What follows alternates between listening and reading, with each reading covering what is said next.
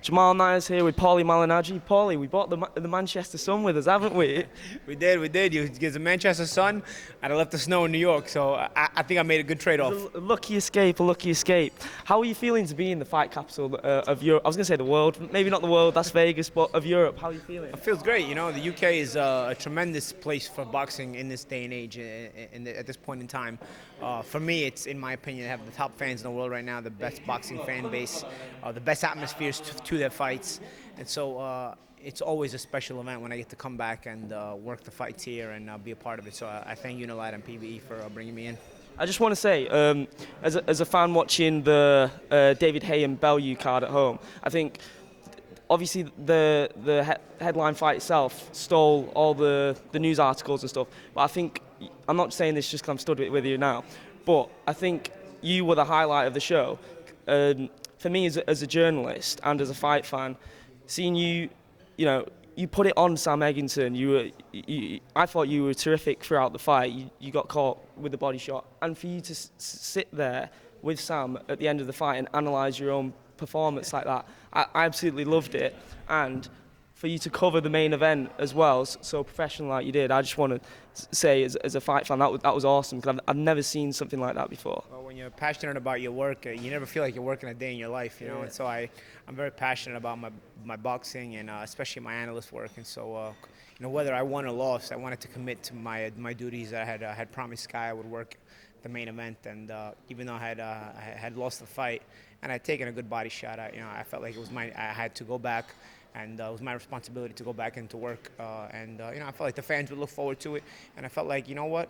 Like I said, when you're passionate about your work, you want to do it anyway. And so I actually enjoyed watching the main event. The show was sold out, so the only way I was going to watch the main event live was to work it. Otherwise, I would have had to go back to the hotel. So I said, no, I'm going to take this opportunity to work the main event and fulfill my duties, and I did.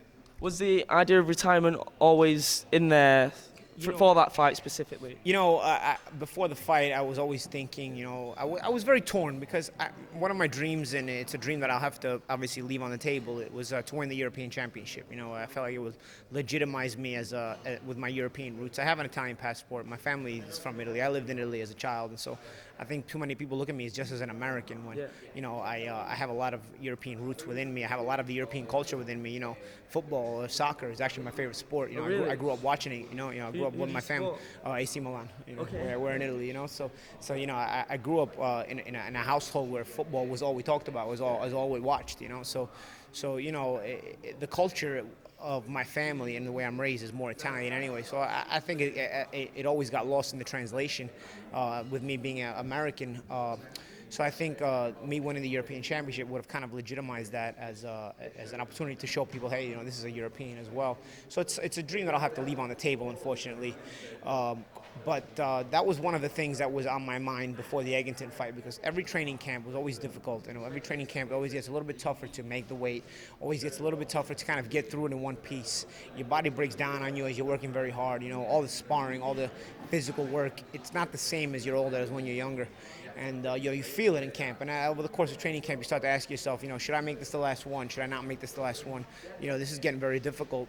So I was always torn. I feel like in the end, when you keep winning, you always get motivated for another one. And I think if I would have found a way to win the Eggington fight, as much as I would have probably wanted to retire, I would have probably got sucked back into another fight. So maybe this was a blessing in disguise. Maybe it was the best way, because you're putting yourself more in danger of being hurt as if you try to keep fighting at an extended age, especially when your skills are diminishing. My legs are clearly not what they were. Otherwise I wouldn't have even been there to be hit with the body shot. I think the reason I was there to be hit with the body shot was because I'm not as mobile anymore. My legs tire faster, and so when my legs tire faster, I'm not in motion as much as I used to. I'm not gliding along the ring like I used to. So I'm more of a stationary target. To get to somebody's body, you've got to be closer. You can't hit somebody's body really from that far away with anything devastating. So Sam, credit to him, all the credit in the world to him. He set up the body shot lovely. I mean, it wasn't just a body shot you throw. You have to set that up, and he did it. So you've got to give him credit for that. But I think it's also on me that my legs slowing down, I'm in position to have to take that body shot, to even be set up for it, because that's not my range. That's not the range I fight at, but it's the range I've been forced to stay at more and more as my career dwindled down. Now, you mentioned before the cameras went on that you're going to be travelling back to the States on Sunday to go and cover the Crawler fight next week, the Crawler Naras fight. Has the passion that you've had in fighting completely transferred over to you as a journalist for the sport now? I think the passion I have for my journalism at this point is the main thing. Yeah. You know, I think nothing will equal the passion I had for my boxing when I was early in my career, when I was in my prime, when I was just on fire looking to take on the best fighters in the world and win championships. I think nothing will ever equal that passion again. But being that passion dwindled down from my boxing anyway, I think I'm most passionate at this point about my commentating and my analyst work regardless. You know, I think regardless of the last few years of my professional boxing career, I was probably more passionate about my analyst work. And which is why even during training camp, I would just leave camp to go work, and then I'd come back to training for the fights, you know. And I would continue to do that because I probably became more passionate about my analyst work anyway, you know. But I don't think anything will ever equal the passion I had for my boxing when I was in my 20s and when I was just in championship level mode in my boxing career. That I think will just get left in the past. But if I had to say at this point in time what I'm most passionate about at this moment, it's definitely my analyst work. Now, you work with Mauro Ronaldo at Showtime. We had a chat about this before.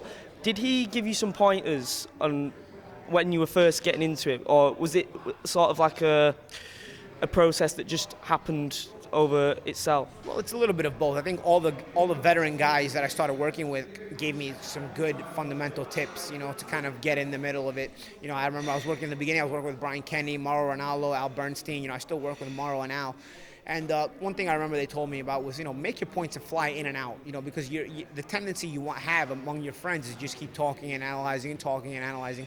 And when you're on live TV, you've kind of got to jump in and out, kind of like your boxing, where you're in and out, you know. You've got to make your point and then glide out gracefully so that the conversation can flow with the rest of the analysts. You know, you don't want to be the only one talking, and you also don't want to be talking over another co-analyst who is working with you trying to make a point. You don't want to talk too much because then, you know, you don't give them a chance to jump in. So there's a timing thing involved, and there's a chemistry there. And it's kind of like, you know, when you're with a girl and the chemistry develops over a period of time. And I think our chemistry has really developed over the period of time we've worked together, especially, you know, Brian Kenny's no longer with Showtime, but me, Al, and Mauro, I think have a terrific chemistry, and I think that also shows because of the amount of time we left in there. And so, you know, anytime they have given me tips, I always accept gracefully because they have more experience than I do on television. I still feel like a rookie, regardless of the fact that, you know, I'm in this for a few years now. I always feel like you always have to keep learning. That was the approach I always had in boxing, where no matter how old you are, no matter how much you learn, you can always keep learning. And so when you keep that attitude, I think you can always get better and better. And also you keep a good relationship with your coworkers.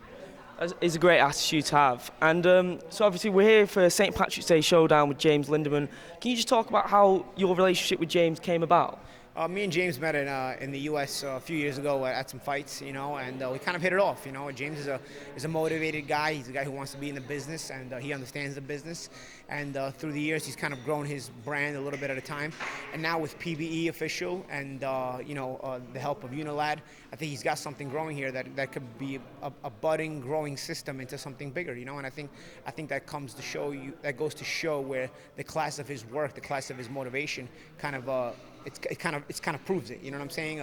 It's grown something from the very small to now having a deal with a television network. And of course, I'm thankful that I'm involved with the deal. You know, I'm involved with Unilad and PBE. You know, obviously my deal with Sky Sports has given me the credibility here in the UK. The fans love me, and I'm always thankful with Sky Sports. I mean, I hope to be with them for quite a while longer. But you know, this almost reminds me of the contract I had with Showtime in the U.S. and then the contract I had with Fox Sports 1 in the U.S., where Showtime was the bigger championship level fights, and then Fox Sports 1, I was working the prospect level fights, you know, on the way up, and so it was non-competing. You know what I'm saying? And I looked at the Unilad deal here with Sky Sports, and I looked at it. Well, you know what? I said, looks like Unilad could be sort of like my Fox Sports, where, you know, it's a lower level of boxing. You know, you're showing the up and comers, and then the championship level of Sky Sports would be like the Showtime. You know, and I think it's they kind of complement each other. You know, and you know, maybe you eventually maybe look to graduate from Unilad to Sky Sports, just like you eventually look to graduate from Fox Sports to Showtime, right? Exactly. In the U.S. So you know, I looked at it as a kind of a marriage that went together, and you know, hopefully everything works out. Now, obviously, careers in general, they like a pyramid. They go from strength to strength. Now, when you were having your lower level fights, and you've also fought in the big money fights, you've covered them as a commentator as well. What is more appealing to you, covering the smaller shows, seeing the prospects, or those big money fights? Well, I'll tell you what, there's a love affair with both kind of fights because there's a different chemistry. Obviously, the big money fights, the atmosphere, the hype, the excitement for a major player in boxing fighting another major player in boxing, that the months of anticipation for a major fight like that, nothing can top that, really. Yeah. But you also start to remember, especially as a former fighter myself, you start to remember the fights you were fighting on the way up on the smaller networks. When you first started getting on TV, you were just happy to get on any TV network. Yeah. And you finally started to get some views, and people started to come up to you in the streets because they saw you on TV, and they're saying, hey, man, you're a pretty good fighter. That gets you excited. I was talking earlier to somebody, and I said, the journey is the reward. And what I mean by that is, you may not really think about it as you're coming up the ladder because you're so hungry and you're so thinking about your championship fights that you eventually want to reach and you haven't reached yet. But when you look back and it's over, you're in my shoes and it's over, you look back and you tell yourself, man, remember those fights when I was coming up the ladder, those smaller fights? I was so hungry, man. I was like a vicious tiger. I was like a vicious lion, just looking to conquer everything in front of me because I was determined to get to the big fights, And so to see that kind of passion in these young fighters, the passion that I once felt that kind of fades away eventually because it will fade away. It just doesn't stay with you because, it kind of it either gets beaten out of you or you just get older and the work gets worked out of you. You start to look at them and you say, man, I remember when I felt that way. What a terrific feeling that they're feeling right now because I felt it. And so you kind of live through them and you're saying, man, good for him. You know what I'm saying? Good for him. I know what he's feeling, and his hard work is paying off. And that's the kind of passion, the kind of happiness you get from working the smaller level shows. So there's a different level of happiness to work the major shows and also to work with these shows. There's pros, there's positive things about both. And so I can't say one is better than the other. Yeah. There's positives, but different positives about both type of shows. Now, are there any fighters on this show that are catching your eye as you've been doing your research on them? Well, obviously Sam Hyde is the main guy. An undefeated heavyweight, cruiserweight level fighter. I think first and foremost that's a guy you obviously want to take a look at because the UK loves their big level fighters. And if a fighter like this, good-looking guy, young kid, undefeated, start making his way up the ladder, he's a guy I think the UK fan base will really attract and stay with, But you've got a couple of other guys. You got the kid from Holland, I think Danio, something his name is. He looks pretty good, and he's actually fighting a pretty tough journeyman level fighter. I was looking at his opponent, and I was saying, this guy's pretty good for the record that he brings. He's fought everyone. He's fought everyone, and he only loses to pretty good fighters, and he's even got a couple of upsets. So, there's a couple of there's a banana skin kind of opponent in front of him, this kind of fight. So that's also a fight that I'm really looking forward to. Of course, the rest of the card, like you said, I mean, you're watching how people improve from one fight to the next. At this point in your career, not too many people know you. People that are paying attention to you want to see improvements. They want to see you kind of making your way up the ladder, not just with wins, but also quality. Are you showing more and more quality each fight? So that's what you're looking for when you're watching these prospects. Well, thanks a lot for speaking to me, Paulie, and hope you enjoy your time in Manchester. Yes, sir, always.